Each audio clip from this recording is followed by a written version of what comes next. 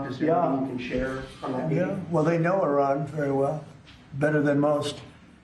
And they're not happy about anything. It's not that they're bad with Israel. They know them both, actually, but they probably, maybe they know Iran better.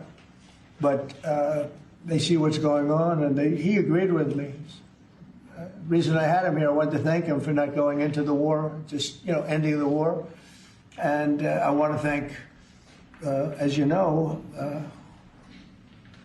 Prime Minister Modi just left, just a little while ago, just left. And we're working a trade deal with India.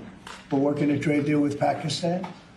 And they were both here. But I was with Modi a few weeks ago. He was here, actually.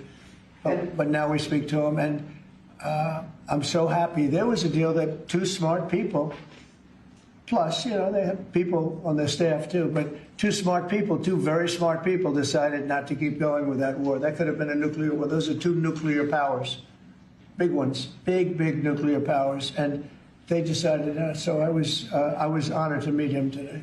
And if I can, I'll repeat, sir, and for anyone who may want to answer,